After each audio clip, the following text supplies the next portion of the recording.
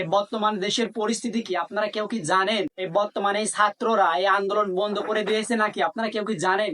এই কোটার পক্ষে সুপ্রিম কোর্ট যে রায়টি দিয়েছে এই ছাত্ররা কি মেনে নিয়েছে আপনারা কেউ কি জানেন? আপনারা তো জানবেন না, কারণ এই নেটটা বন্ধ করে দিয়েছে। কারণ আপনারা তো জানেনই দেশে কোনো সমস্যা হলে প্রথমে আমাদের কি নেটটা অফ করে দেয়, যেন জনগণ না বুঝতে পারে দেশের ভিতর কি হচ্ছে। তাই আজকের এই ভিডিওটা শুরু থেকে শেষ পর্যন্ত দেখবে। এই কোঠাটা কি আপনারা কেউ কি জানেন? জানি আপনারা জানেন, তারপরেও আমি একটু বলতে চাই। এই কোটা এই সরকারি চাকরির ক্ষেত্রে তাদের প্রাপ্য অধিকার, মানে তারা সর্বোচ্চ এগিয়ে থাকে। আর যারা মেধাবীরা তারা বঞ্চিত থাকে, কারণ তাদের তো কোনো কোঠা নেই। মোট কোটার সংখ্যা 96%, আর বাদ বাকি 4% মানে মেধাবীরা। তাহলে এই মেধাবীরা কিভাবে একটা ভালো পর্যায়ে যেতে পারবে? কারণ তাদের তো কোনো কোঠা নাই। আর এই কোঠার জন্য এই বাংলাদেশে আজকে এই বৈষম্য ছাত্র বিরোধী আন্দোলন শুরু হয়ে গেছে। এই আন্দোলন প্রথমে স্বাভাবিক ছিল, এই ছাত্ররা তাদের ন্যায্য অধিকারের জন্য রাজপথে নেমেছিল। এই আন্দোলন আমরা কি দেখতে পাই? যেখানে পুলিশের নিরাপত্তা দেওয়ার কথা, ছাত্ররা যেন রাজপথে তাদের ন্যায্য অধিকার আদায় করতে পারে, কিন্তু না, এই পুলিশ এক পর্যায়ে ছাত্রছাত্রীর উপর পুলিশ হামলা করে, এক পর্যায়ে পুলিশ গুলিবিদ্ধ করে। আর এই গুলিবিদ্ধর কারণে 200-রও অধিক ছাত্রছাত্রী মারা যায়। আর এই মারা যাওয়ার কারণে বৈষম্য আন্দোলন বিশাল বড় রূপ ধারণ করে।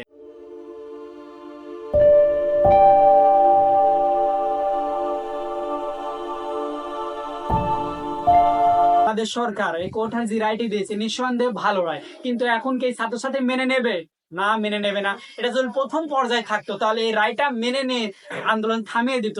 এখন মানবে না, কারণ এই 200-রও অধিক এই ছাত্রছাত্রীকে গুলি করে হত্যা করা হয়েছে। আর এই কারণে এই ছাত্রছাত্রীরা তাদের এই আন্দোলন তুমুল গতিতে এগিয়ে নিয়ে যাচ্ছে।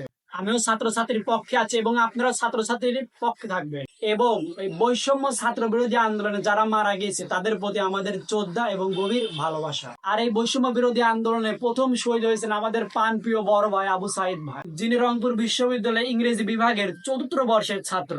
সে আবু সাইদ ভাই এই আন্দোলনে পুলিশের সামনে বুক টান করে দাঁড়িয়েছিল, যেখানে পুলিশের দায়িত্ব ছিল ছাত্রকে নিরাপত্তা দেওয়ার কথা, কিন্তু না, পুলিশ সে আবু সাইদ ভাইকে গুলি করে হত্যা করে। আর এই আবু সাইদ ভাইয়ের কষ্টদায়ক, বেদনাদায়ক, যন্ত্রণাদায়ক মৃত্যুর ভিডিওটা আপনারা সবগুলাই দেখেছেন। যে এই ভিডিওটা এখন সোশ্যাল মিডিয়াতে অনেক তোলপাড়।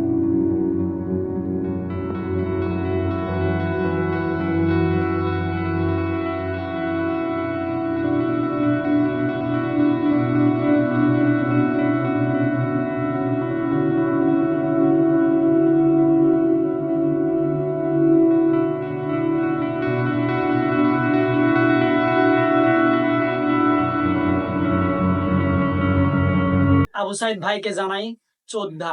আর এই আন্দোলনে যারা শহীদ হয়েছে তাদেরও জানাই শ্রদ্ধা। আর এই আন্দোলনকে আপনারা কে কেমন ভাবে দেখছেন অবশ্যই কমেন্ট বক্সে জানাবেন। আজকের ভিডিওটা এই পর্যন্তই।